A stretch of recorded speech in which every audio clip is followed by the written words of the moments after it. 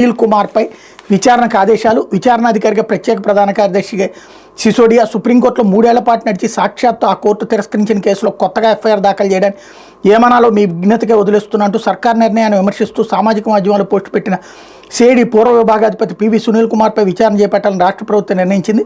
Senior IAS అధికారి ప్రభుత్వ ప్రత్యేక ప్రధాన కార్యదర్శి ఆర్పి సిసోడియాను విచారణాధికారిగా నియమించింది. ఈ మేరకు సిఎస్ విజయానంద్ శుక్రవారం ఉత్తర్వులు ఇచ్చారు.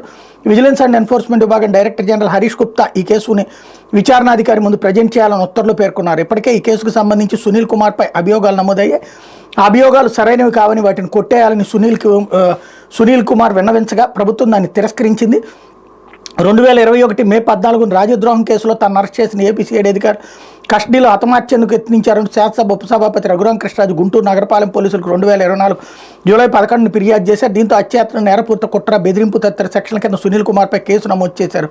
దీంతో పాటు మాజీ సీఎం జగన్, అప్పటి నిఘా విభాగాధిపతి సీతారామంజనేయులు, నాటి సిఐడి అదనపు ఎస్పీ విజయపాల్ మరికొందరు నిందితులుగా ఉన్నారన్నటువంటి వార్తని హైలైట్ చేశారు. జస్ట్ ఒకేసారి రివర్స్ ఏంటంటే, అప్పట్లో ఏబి వెంకటేశ్వరరావు గారి మీదన ఇట్లాగే ఎంక్వైరీ, ఆయన సోషల్ మీడియాలో పెట్టిన పోస్ట్ మీదన ఎంక్వైరీ చేసి సస్పెండ్ చేసింది ప్రభుత్వం.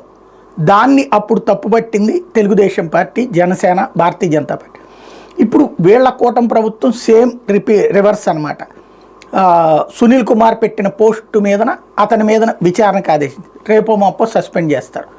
ఇక్కడ మామూలుగా అయితే కనుక శాఖాపరమైన ఉద్యోగులు సోషల్ మీడియా పోస్టులు ఇట్లా పెట్టకూడదు, ఇది కరెక్ట్, అది నిబంధన ప్రకారం.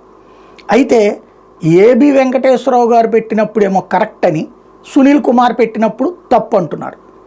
అప్పుడు యాక్షన్ తీసుకోవడము రైటే, ఇప్పుడు యాక్షన్ తీసుకోవడము రైటే అనాలి. లేదా అప్పుడు యాక్షన్ తీసుకోవడం తప్పైతే ఇప్పుడు యాక్షన్ తీసుకోవడం తప్పు అనాలి.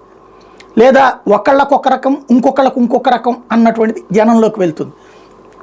ఇకపోతే సచివాలయం